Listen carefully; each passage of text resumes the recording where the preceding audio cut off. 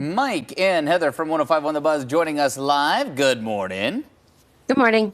Good morning, guys. Morning. Okay, Dolly Parton, she had to talk about what was an interesting performance in a tribute to her. We've talked about this once before, but maybe back it all up and break down exactly what happened here, Mike. Yeah, so it was probably about 3 weeks ago. The Grand Ole Opry did a tribute celebration to Dolly Parton for her 78th birthday. Elle King, country singer, also Rob Schneider's daughter, was performing and was highly intoxicated, acknowledged it to the crowd. She was forgetting lyrics, didn't really seem to care about the crowd reaction whatsoever, and it was all in all a bad look. Now, we never really heard from Dolly regarding everything that went down at her birthday tribute until now, and Dolly's saying that, Elle is a great artist. She's a great girl. She's been going through a lot of hard things lately, so let's just forgive and forget and move on, because she felt worse than anybody else could have. And I just want to go out and say that, this is quite a long time between the two incidents for Dolly to acknowledge it, but we also know that Dolly does communicate via fax machine, so maybe that's true. That's the reason it's taken a while to get this. She's not a big texter. Yeah, I mean, I'm not surprised that Dolly is being very gracious in her response, because she is one of the sweetest humans alive. If there was anyone that you ever had to apologize to, Dolly Parton is probably not the worst to have to sit down with. Is that not almost like in its own way harder if right? you're Elle King, just from the standpoint of like disappointed, not angry? Dolly didn't say that. I'm putting words in mouths, angel. But oh man. And I will say I do like the grace, because I mean, sure, maybe it was a mistake, but this isn't the worst thing in the world. Like drunk at a concert, whatever.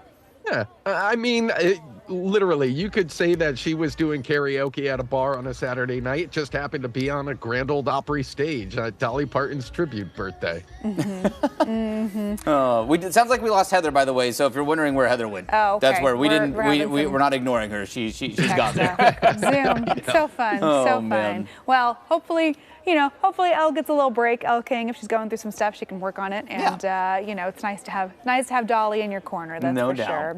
Hey, so Certainly. Usher had quite the weekend. I don't know how you top a Super Bowl halftime show, but he did it.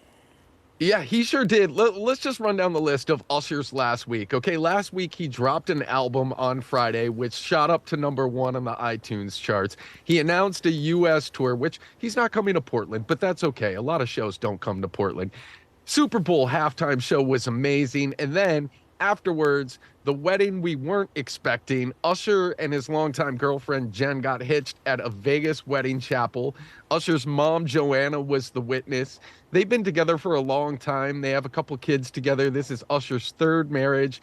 And every time you see them on the internet or social media, wherever it is, they just look elated to be around each other, and they're so happy. So congratulations to Usher. He definitely had one of the biggest weekends besides anybody on the Kansas City Chiefs. Seriously. Yeah, that's true. That's pretty cool. What is that, a 72-hour stretch? A #1 album, halftime show, and married. And tying the knot. There you go. Wow. I mean, I guess that is kind of the perfect cherry on top to a Vegas weekend. Yeah, just to have a Vegas wedding. I wonder how planned the wedding was. Just maybe were you riding an emotional high after the halftime show? You're like, you know what? I mean, we're here. Right. Should we let's go to Little Whitechapel? Why not? Let's do this. Well, TMZ did dig up the fact that on Thursday, February 9th, Usher did apply for a wedding license, a marriage license. And so there was a little bit of planning there. There was a lot of speculation as to when it happened.